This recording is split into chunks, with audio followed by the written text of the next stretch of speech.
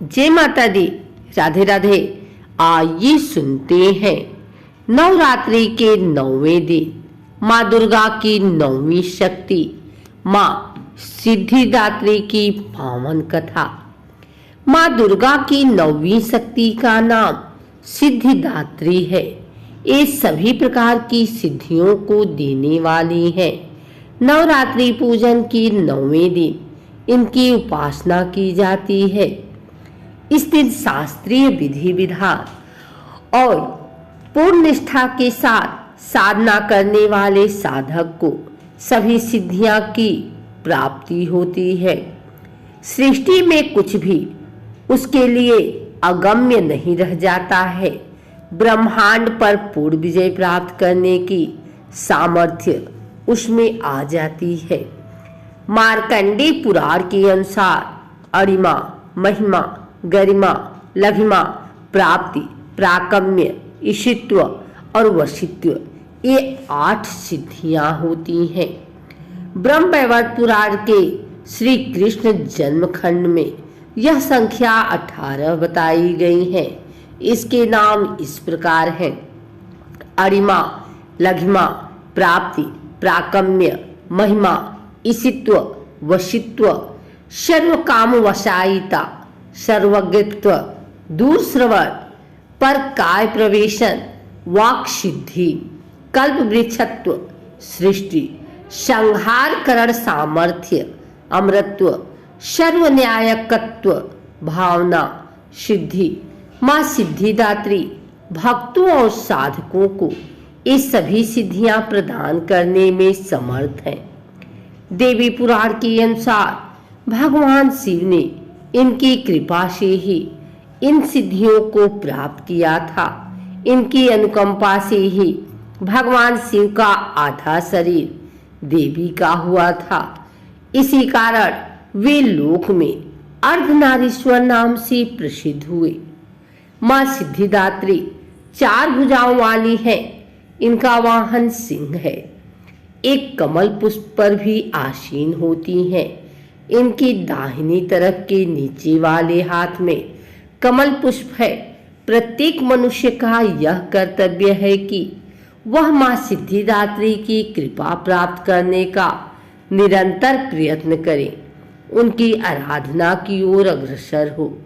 इनकी कृपा से अनंत दुख रूप संसार में निर्लिप्त रहकर सारे सुखों का भोग करता हुआ वह मुझको प्राप्त कर सकता है। 9 दुर्गाओं में माँ सिद्धिदात्री अंतिम है।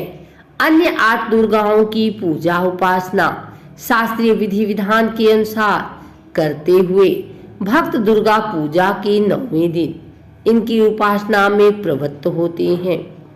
इन सिद्धिदात्री माँ की उपासना पूर्ण कर लेने के बाद भक्तों और साधकों की लौकिक, पारलौकिक सभी प्रकार की कामनाओं की पूर्ति हो जाती है। सिद्धिदात्री माँ की कृपा पात्र भक्त के भीतर कोई ऐसी कामना शेष बचती ही नहीं है जिसे वह पूर्ण करना चाहे। वह सभी सांसारिक इच्छाओं, आवश्यकताओं और स्पृहाओं से ऊपर उठकर मानसिक रूप से माँ भगवती के दिव्य लोकों में विचरण करता हुआ उनकी कृपा रस पीयूष का निरंतर पान करता हुआ विषय भोग शून्य हो जाता है। माँ भगवती का परम सानिध्य ही उसका सर्वस्व हो जाता है। इस परम पद को पाने के बाद उसे अन्य किसी भी वस्तु की आवश्यकता नहीं रह जाती। माँ के चरणों का यह सानिध्य प्राप्त करने के लिए हमें निरंतर नियमनिष्ठ रहकर उनकी उपासना करनी चाहिए। माँ भगवती का स्मरण, ध्यान, पूजन हमें इस संसार की असारता का बोध कराते हुए वास्तविक परम शांतिदायक अमृत पद की ओर ले जाने वाला है। इनकी आराधना से जातक को अणिमा, लघिमा, प्राप्ति, प्राकम्य, महिमा, ईशित्व, सर्व कामवशायिता, दूरश्रवण, परकामा, प्रवेश, वाक्सिद्ध, अमरत्व, भावना, सिद्धि आदि समस्त सिद्धियों, नौ निधियों की प्राप्ति होती है।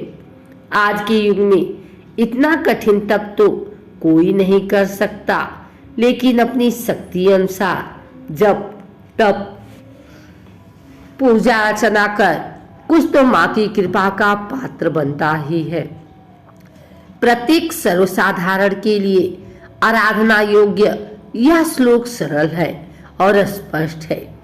माँ जगदम्बे की भक्ति पाने के लिए इसे कंठस्थ कर नवरात्रि में नवमी के दिन इसका जाप करना चाहिए। या देवी सर्वभूतेषु माँ सिद्धिदात्री रूपेण संस्थिता नमस्तस्यै नमस्तस्यै नमस्तस्यै नमो नमः। और हे माँ सर्वत्र विराजमान और माँ सिद्धिदात्री के रूप में प्रसिद्ध अम्बे, आपको मेरा बार बार प्रणाम है, या मैं आपको बार बार प्रणाम करती हूँ।